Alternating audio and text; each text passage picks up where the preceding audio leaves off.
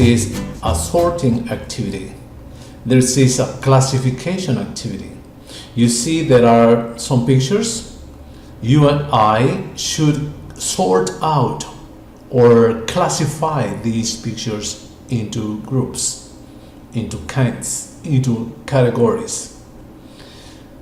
First, we are going to call the names of the objects in the pictures. And after that, we're going to sort them out or classify them into kinds, into categories. This is a dove, or you can also say this is a pigeon. This is a boat. This is a bee. Here is a cow. This is a train. This is a fish. This is a dolphin. This is a butterfly. This is a plane or a jet. This is a car. This is an elephant. And finally, this is an octopus. Then we are going to sort them out into groups, into categories. You do it, and I will do it. Well, it is clear that there are animals and transport. We have animals and transport, ways of transport. But in both groups, there are animals that move in the air and transport that move in the air. Animals that move on the ground and transport that moves on the ground. Animals that move in water and transport that moves in water. So we are going to mix, vamos a mezclar animals and transport. And we have three kinds: animals and transport that move in water, animals and transport that move in the air, and animals and transport that move on the ground. So let's make those groups. Here are the three groups. In group number 1, we can see animals and transport that move in water. In group number 2, there are animals and there is one way of transport that go in the air. And in group 3, we have animals and transport that go on the ground. Then we can say that boats, fish, dolphins, and octopuses go in water or move in water. Bees, doves, butterflies, and planes move in the air. And elephants, cows, trains, and cars move on the ground. Ahora, usted, después de haber oído esta descripción que yo acabo de hacer, va a escribirlo. Lo comparará con lo que escribiré yo.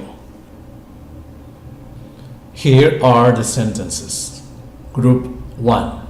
Boats, fish, dolphins, and octopuses move in water. Group 2. Bees, doves, butterflies, and planes move in the air. And group 3. Elephants, cows, trains, and cars move on the ground. Well, now we are turning to activity 2. This is activity 2. In this activity, we have 6 different bags, 6 different insects: an ant, a butterfly, a flea, a fly, a ladybug, and a spider. The activity consists in sorting out these bugs, in classifying these bugs into kinds, into categories, into groups. Usted piense cuántos grupos puede ver aquí representados y luego sort the bugs out into as many groups as you think can fit. Yo voy a hacerlo también y luego compararemos. Here we are. I have sorted out the bugs into two groups. One group with bugs or insects that cannot fly, and the other group with bugs or insects that can fly. Then we can say that ants, spiders, and ladybugs cannot fly, but butterflies, fleas, and flies can fly. Ahora, escribámoslos. Yo los escribo, usted también, y luego comparamos. Here, ants, spiders, and ladybugs cannot fly, but butterflies, fleas, and flies can fly. Was it good? Alright, now it is time for us to move on to activity number 3. This activity is about words that begin in C and words that do not begin in C. Here are the letter C, capital, and little. We are going to identify the names to the objects in the pictures, and then we will say whether each name begins or does not begin in the letter C. What is this? You know, this is a cow. This is a bee. This is corn. This is a car. This is a cup. And this is a fly. Con base en lo que usted oyó, ya sabe cuáles begin in C y cuáles do not begin in C. Ahora dígalo conmigo. Cow begins in C. Bee does not begin in C. Corn begins in C. Car begins in C. Cup begins in C. And fly does not begin in C. En otras palabras, podemos decir cow, corn, car, and cup begin in C, but bee and fly do not begin in C. Ahora escribámoslo. Here we are. Cow, corn, car, and cup begin in C, but bee and fly do not begin in C. You got it? This is the end of activity 3, and now we are turning to activity 4, the last activity in this lesson. This is activity 4, and this activity consists in capitalizing. Capitalizing is the same as writing capital letters. Let me write this. Here, capitalizing is the same as writing capital letters. Then this activity is about writing capital letters where necessary. Usted sabe que toda palabra inicial de una oración debe llevar su letra inicial en capital letters. Es eso lo que vamos a hacer. Vamos primeramente a leer cada enunciado y luego reescribiremos la primera palabra de cada enunciado y tendremos en cuenta que la letra inicial de esa palabra debe ser escrita en capital letters. Let's do it. We can count spiders. Digámoslo otra vez. We can count spiders. Sentence 2. I can count crickets. I can count crickets. Sentence 3. You can count ladybugs. You can count ladybugs.